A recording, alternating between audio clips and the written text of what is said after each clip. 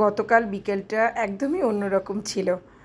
কি বলবো, একরাশ আনন্দ আর সঙ্গে খানিকটা আপত্তিকর অবস্থা।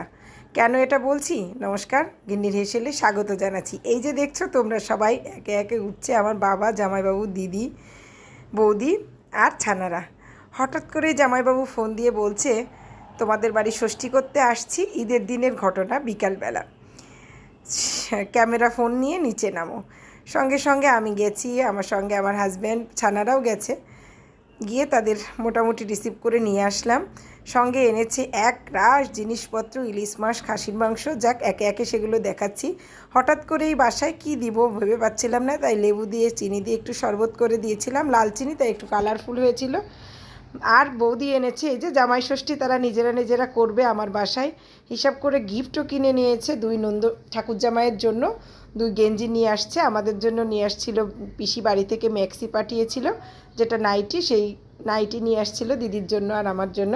যাই হোক, এই যে দেখো কি কি এনেছে, এক হাঁড়ি রসগোল্লা, দই, মিষ্টি, 3 ব্যাগ ভর্তি জামা কাপড়, লিচু, আম, কলা, কাঁঠাল, খাসির মাংস, ইলিশ মাছ, চিংড়ি মাছ, তারপরে আরও কি বলবো, শসা, মশলা পর্যন্ত করে নিয়ে এসেছিল, যে যার জন্য রান্না করে খেতে ওদের সমস্যা না হয়। ওরা চট করে আমাকে কোনো কিছুই জানায়নি।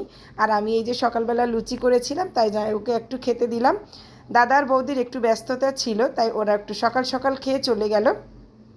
আমাদের একসঙ্গে সবার খাওয়া হয়নি, একটু সমস্যার কারণে ওরা খেয়ে চলে যাচ্ছিল। আর পরে এই যে আমি দুই জামাইকে, আমি আর আমার দিদি গুছিয়ে দিয়েছিলাম। রান্না করেছিলাম ইলিশ ভাপা, চিংড়ি মাছের মালাইকারি, আমের চাটনি, সঙ্গে খাসির মাংস, আর ছিল হচ্ছে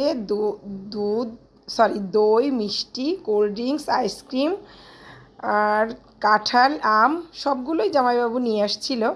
একদম A to Z যেটাকে বলে, সে সেজে আসছে। তো একটু ভালো লাগলে লাইক, কমেন্ট, প্লিজ শেয়ার করো। আজকে